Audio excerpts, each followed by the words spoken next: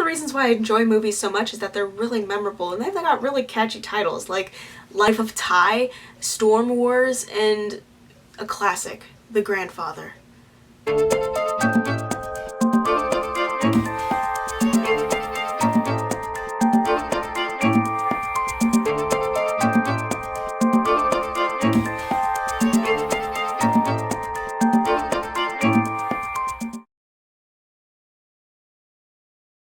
I was joking about that part, I hope you guys know. I know it's Life of Pi, Star Wars, and The Godfather. Today we're gonna do a little bit of a rant about memorable movies and just why they're memorable. Just give you guys a couple of basic facts about movies and what things that I've noticed that I find to make movies memorable to me. Let's start with the first one, which is sight or visuals. This is the first thing that you see when you go into a movie theater. The opening scene, you get to see all these cool visuals, crazy camera work, awesome editor's cuts, and then like just these fantastic special effects that we're getting right now with the CGI world. Our sense of sight is key to understanding the world around us. That's basically the main sense that we use all the time. Obviously, film is like 51% sound, but the rest of that is visuals and all of the cool technical sides of things to do. Color correction is everything. If you saw my review for The Sun Is Also a Star, the visuals in that movie are spectacular. The color correction is beautiful, something that I haven't, like a color palette that I haven't seen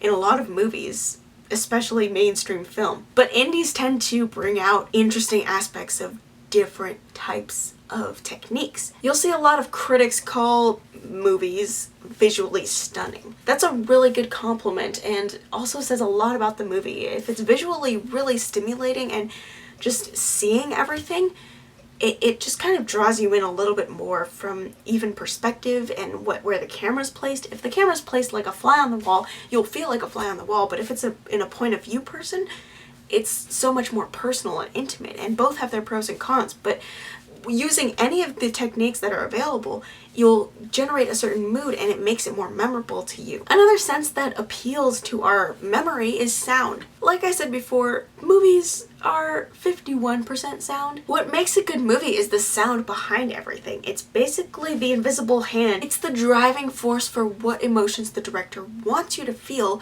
without being blatantly obvious about it. The reason why Hans Zimmer and John Williams are so famous for their compositions and film scores is because they're good at doing their jobs. They create the moods that they want to feel in a scene. They exploit those emotions and then they carry them out in a song, in a musicful form. Sound has as much technique as visuals, and a lot of music students and film students appreciate scores and film scores because of just what techniques and how hard it is to create a mood out of nothing.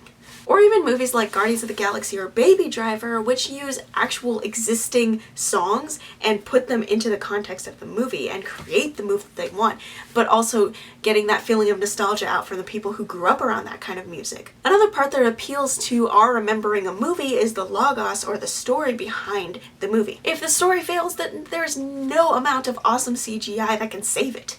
This is why most 3D movies fail. It's because they're so focused on making a 3D movie that they let the story fall apart and just kind of be like, oh, there's also a story, but it's not very good. If the story doesn't make sense, then nobody's gonna actually remember the movie. They'll remember it, but it's in a bad way. Let's move on to pathos, or the emotion of the movie. Most of the reason why a movie is made memorable because of the emotions that are drawn out of people because of the content or the storytelling of the movie. This could also go with sound because of just the emotions that are involved with pathos and just bringing out things that we have in ourselves already from life experience. If there's no emotional connection to the audience, then there's no way that this movie's gonna be memorable. Movies that use pathos very well and very fluently are like dog movies, like Hachi. Everybody cries in dog movies, I don't care who you are. There's some part of you that cries when you watch a dog movie. The last part that appeals to our memory and makes movies memorable is the ethos of it. And what do I mean by ethos? For those of us who do not study Greek, ethos is basically the credibility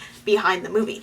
For example, if you heard that there was a movie starring Chris Pratt in it, you would go and see it, right? Because he's an actor right now who's very popular and he does mostly good work. At least most of the stuff that I watch from him is really entertaining and I enjoy the stuff that he does. Or directors like James Cameron. If you find out James Cameron is behind something, you're like, oh my gosh, I gotta go. Sometimes it doesn't matter what the movie is or who else is in it. If you know one or two of the people who are involved with creating this movie, then you're already on board and it makes it memorable for you.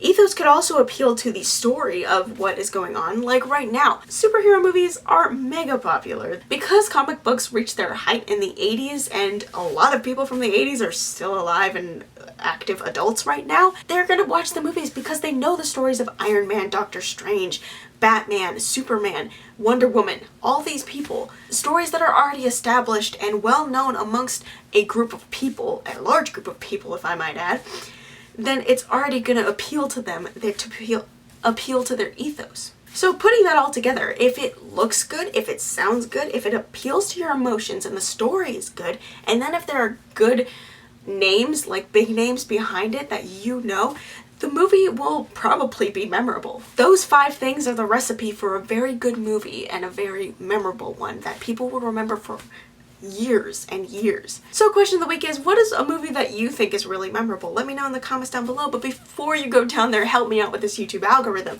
Like this video if you like what you see, subscribe to my channel if you really like what you see, and then ring that bell so that you're one of the first people to know when I upload a video next. As always, thank you guys so much for watching. Have a great random Thursday. I will see you on the other side of the screen. Bye!